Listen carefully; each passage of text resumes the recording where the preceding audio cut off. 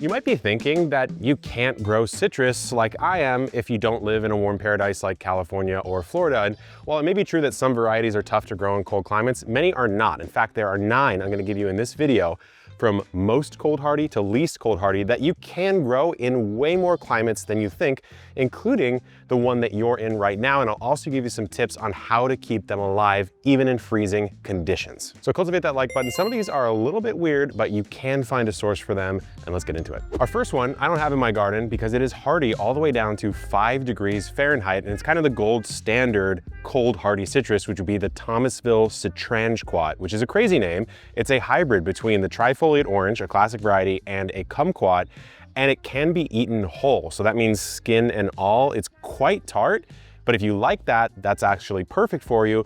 A lot of people will grow it because it works in cold climates, but also because they can turn it into like a marmalade or a jam or something like that, adding some sugar, adding some ability to preserve it, and it'll grow in zone 7 or maybe even lower with some of the tips later in this video. If you're more of a lemon grower, then there is a true lemon that isn't a hybrid of anything. It's just a true lemon that works down to 5 Fahrenheit. It's called the Ichang lemon. It isn't this one here. This is my pink lemonade lemon, which is a little bit less hardy, but still a great variety. The Ichang lemon, it grows on what looks to be basically like wild citrus. It's from China's mountainous regions. It's very tart, very zesty, great for zest, great for maybe juicing or adding into cooking, but it is a true lemon. You can grow down to 5 Fahrenheit, so I'd give it a try. So next up we have one that I do have in my garden. It's this plant right here, and it took me a while to get it because it is so cold hardy. It actually struggled to thrive a little bit in my warm climate. And of course, I'm talking about maybe one of the most famous citrus in the world as far as culinary use, yuzu, which is great in Korean and Japanese cuisine, but also is used in things like skincare or fragrance. The fruit, you don't typically eat the actual pulp itself like I might with this orange here, just take a nice slice of it. You typically will use the rind, you might candy the rind, you might also use the juice. In fact, this winter, we made some delicious yuzu lemon bars for Christmas and brought them over to a party. Everyone absolutely loved them. Has kind of a floral scent to it and also a floral taste, but it's hardy to 10 degrees Fahrenheit. So yuzu, to me, might be my top pick out of all the 9 in this list. Well, since we're talking about citrus, it's the perfect time to talk about today's sponsor, Element, who's kicking off summer early with their new limited edition flavor, lemonade salt. We've been partnering with Element for a couple of years now, and I use it all of the time, and I use it in a lot of different ways. First of all, what is it? It's an electrolyte drink mix with no dodgy ingredients. In fact, it's got quite a bit of electrolytes in it. You got 1,000 milligrams of sodium, 200 milligrams of potassium, and 60 milligrams of magnesium. And there's a ton of citrus flavors, which are actually my favorites. Grapefruit, orange. They also have this new lemonade flavor that's very good. They also have these canned ones, a little bit of sparkling action in them, which is very tasty. And sometimes Paul on our team likes to shoot it straight up. He'll just take the actual packet, put it in his mouth, take a swig of water, and down it, and he's hydrated for the work day ahead. So we absolutely love Element here at Epic and the many different flavors and combinations that exist. So now you know how to drink it and how we enjoy it. You can grab a free sample pack with any order at drinkelement.com/epic. So it's drinkelement.com/EPIC. And if you don't like it for whatever reason, you can ask for a full refund. No questions asked. Thank you to Element for sponsoring today's video. Let us know in the comments if you've tried the brand new lemonade flavor yet. Now, let's get back to those citrus. We're now on to the first mandarin in the list, and also the first one I would say is reliably great eating as is, like eating the actual fruit itself. That would be the Changsha tangerine. It's hardy to 10 Fahrenheit, of course, native to China, but of course it will also work for zones 8, maybe zone 7 if you push it with some of the strategies I'm gonna tell you. It's sweet, but it has a lot of seeds. So that's the only caveat. But to me, if it's the only citrus you can grow in your region, you gotta deal with the seeds because you get to grow citrus. So next up, we have a plant that rhymes with the one behind me. These are my loquats. They're looking a little bit wrinkled right now. We're just out of season, but I'm actually talking about the kumquat. There's 2 varieties. I think they're great for cold climate growers, but also for urban growers. Back in my old house when I didn't have any space, I grew these in containers and it worked really well for me. So there's 2 varieties I want to talk to you about, Meiwa and Nagami. I have Nagami in my garden over in my citrus orchard. It's fallen on some hard times, so I'm nursing it. That's why I'm showing you the loquat right now. Nagami is more oval shaped, a little bit more tart in its flavor. Meiwa is more circular and a little bit sweeter in its flavor, but they both grow down to about 15 to 18 Fahrenheit. And to me, it's one of the more prolific citrus varieties that you can grow in most climates. In fact, the skin is actually the sweetest part of it. So if you don't like the tartness of the Nagami or even the Meiwa, you could actually just eat the skin. Some people do that and it's totally valid. Okay, a lot of people might walk by this in landscaping and think it's an ornamental citrus or it's not even edible, but this is one of the coolest citrus on this list and also a personal favorite of mine because of my cultural heritage. I'm half Filipino.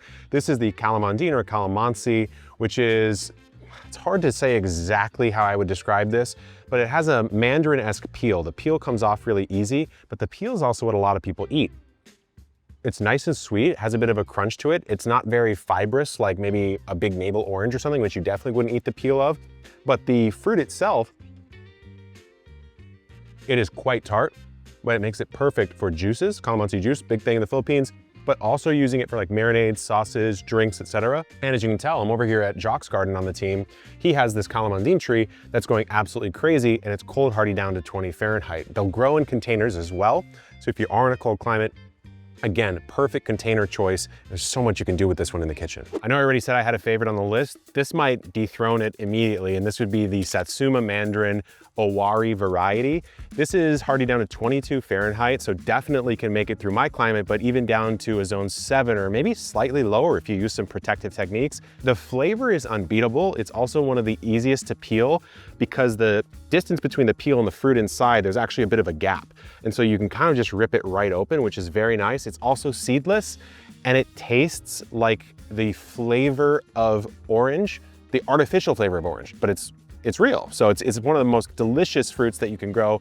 Just happens to be cold hardy as well. Okay, our next one is not the pomegranates behind me. It's just, I like them and they look really cool right now. It's actually the grapefruit, which I grew up eating by cutting in half and using literally a grapefruit spoon with some sugar on it and eating that in the morning is one of my favorite little rituals. But Oro Blanco is a great variety. Marsh is a great variety. In fact, on our store, I don't know if you guys know this, but we do sell over 100 live plants, fruit trees as well as ornamentals, but we have a huge citrus selection and we have the cocktail semi-dwarf grapefruit on the store right now you can check out.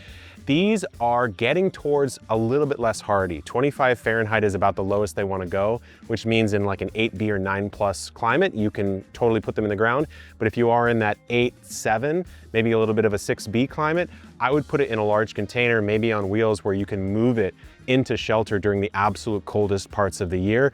But it is a great fruit. The grapefruit is a great fruit to grow if you can pull it off. No, this tree behind me is not some rare citrus variety that you can grow in a cold climate. It's actually just a beautiful peach, but I like the look of it. I'm talking about the Meyer lemon. This is probably one of the most iconic lemons that you can grow. Fortunately, it's hardy down to about 25 Fahrenheit.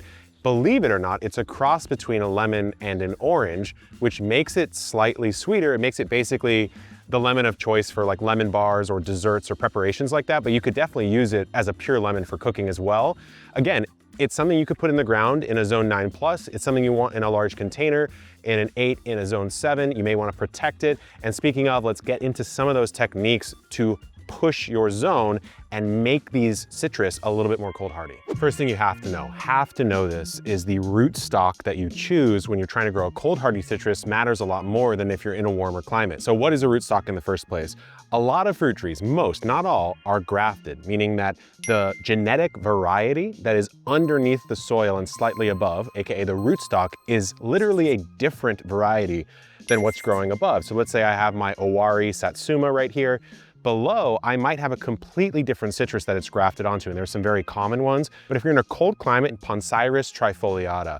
This is not something I'd recommend you actually do yourself. Like, don't try to graft the citrus. Just go find a variety that has that rootstock grafted onto it, because that will confer the most cold hardy benefits compared to any of the tips I'm about to share. I'm here in my backyard now, not with citrus, but with grapes. But the important part of why I'm here is because I'm on a south-facing wall. So south is this direction. The sun rises in the east, it sets in the west, meaning that the sun is going to hit this wall for almost the entire day. In fact, right now it's in the shade, but just barely, and it's the evening as we speak. So why is this important for a cold hardy citrus grower? You need to do what's called pushing the zone. It's a term that I got from my friend David the Good, who has a great YouTube channel himself. Now, it will work better on a wall that has better thermal mass. So this is a wooden wall. It's not going to absorb as much heat throughout the day, whereas my cinder block wall in the back will absorb quite a bit more, and it will sort of release that heat throughout the evening and even into the night, which keeps the zone, let's say 4 or 5 feet off of this wall, artificially warmer than your actual zone, AKA there's a different microclimate right here. You can also bolster this by putting big stones or pots or things with a lot of thermal mass next to this wall so they can soak that heat up and release it throughout the day. This is probably the most obvious tip for pushing your zone, growing citrus in cold climates. It's growing in containers, 25 gallons minimum, guys, minimum, if not up to 50. You can put it in an air pod or a grow bag. We've got some awesome grow bags if you want. I have this one in a more standard container. Sometimes in one of my books I wrote a long time ago called Grow Bag Gardening, you can build a little dolly so it's easier to move around. So I would put a lot of my larger citrus or my larger fruit trees that were in containers on dollies so I could just move them. And if you're in a cold climate, that's really important because you're gonna have to move it, right? This is an Australian finger lime, also called the cocktail lime, one of the more unique looking citrus and also tasting citrus out there. And you're gonna wanna put it on wheels. You're gonna wanna move it indoors as the climate chills off for you. And you probably wanna supplement with some indoor lighting, some grow lights. We made a fantastic video on grow lights. You'll wanna probably add some of that, and you'll also wanna dial your watering back in those dormant months so you don't kill the citrus. So there's one classic thing you can do to buffer the cold temperatures as you're growing your citrus, and that would just be to use frost protection of some kind, Rime or Agribon, two brands that work really well. But basically it's a woven fabric of some kind that you would put around the plant, around the tree. We did this to our potatoes in a recent experiment, worked really, really well to boost that temperature a little bit. You can even put lighting underneath. Some people will do like Christmas lights or something like that that won't pose any sort of burning or fire risk, and that can boost the temperature a couple degrees. You can also attack it from below the soil by putting a ton of mulch down, maybe like 3 to 5 inches deep mulch plus the frost cover. You could probably push double-digit degrees if you do that, which could be what your citrus needs to push through your colder months. And another thing you can do is also just make use of windbreaks. In my garden, I have some of my larger trees, like my peach or my pomegranate, in front of my citrus in the path of the most likely wind pattern, right? So if the wind was blowing this way, my peaches would be here, my citrus would be here. So they kind of be a little bit blocked by that because the citrus can kind of dry out and get a little bit brittle in wind. So windbreaks can also, of course, insulate, but also protect from some of that wind damage. So there's so many ways that you can grow citrus, not only from a varieties perspective, but also from a techniques perspective. You don't have to be in a climate like ours here. And remember, some of those varieties we do actually ship directly to your door right from us here at Epic Gardening. If you want more citrus tips, check this playlist out right here. Thanks to Element for sponsoring the video. Good luck in the garden and keep on growing.